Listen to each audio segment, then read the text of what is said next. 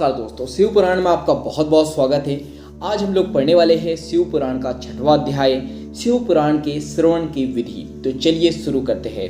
सौनक जी कहते हैं, महाप्राज्ञ सुत जी, आप धन्य एवं शिव भक्तों में श्रेष्ठ है।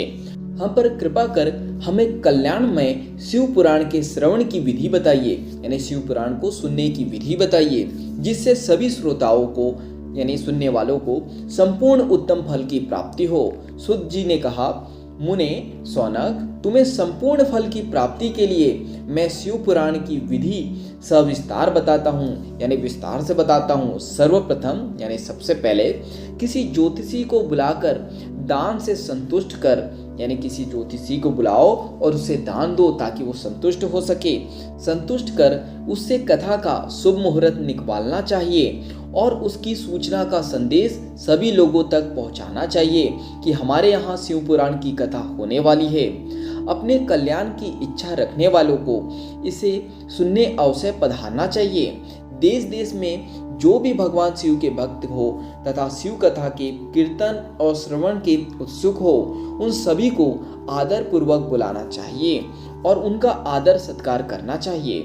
शिव पुराण सुनने के लिए मंदिर, तीर्थ, वन प्रांत अथवा घर में ही उत्तम स्थान का निर्माण करना चाहिए।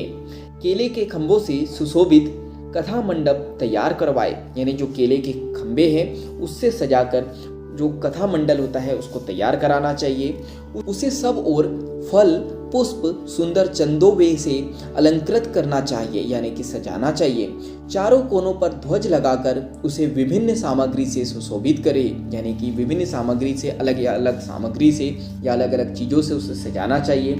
भगवान शंकर के लिए भक्ति पूर्वक दिव्य आसन का निर्माण करना चाहिए तथा कथावाचक के लिए यानी कथा सुनाने वाले के लिए भी दिव्य आसन का निर्माण करना चाहिए।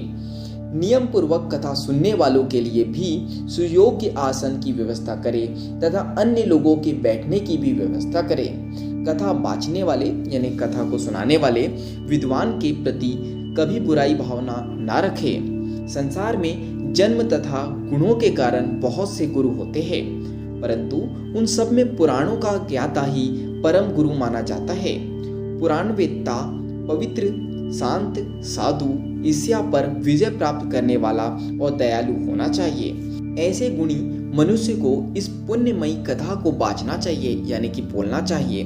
सूर्योदय से 3:30 पहर तक इसे बाँचने का उपयुक्त समय है। मध्याह्न काल में 2 घड़ी तक कथा बंद रखनी चाहिए ताकि लोग मल मूत्र का त्याग कर सके। जिस दिन से कथा शुरू हो रही है उससे 1 दिन पहले व्रत ग्रहण करें, यानी कि उपवास या व्रत ग्रहण करना चाहिए। कथा के दिनों में प्रातः काल यानी सुबह के समय प्रातः काल का नित्य कर्म, यानी जो हर दिन हम लोग कर्म करते हैं, नित्य कर्म संक्षेप में कर लेना चाहिए, यानी कि बहुत कम समय में कर लेना चाहिए।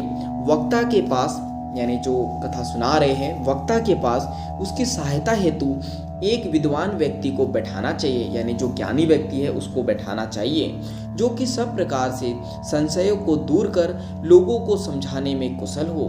कथा में आने वाले विघ्नों को दूर करने के लिए, यानी जो कथा में जो भी परेशानियां आती है उसको दूर करने के लिए सर्वप्रथम यानी सबसे पहले गणेश जी का पूजन करना चाहिए।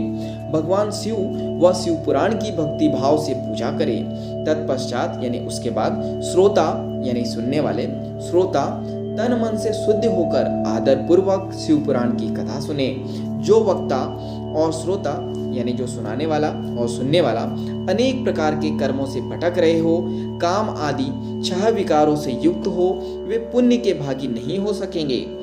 जो मनुष्य अपनी सभी चिंताओं को भूलकर कथा में मन लगाते हैं, उन शुद्धि बुद्धि मनुष्यों को उत्तम फल की प्राप्ति होती है। तो यहाँ पे शिव पुराण का 6वां अध्याय समाप्त होता है। आज के लिए इतना ही। धन्यवाद। मिलेंगे हम लोग अगले अध्याय में।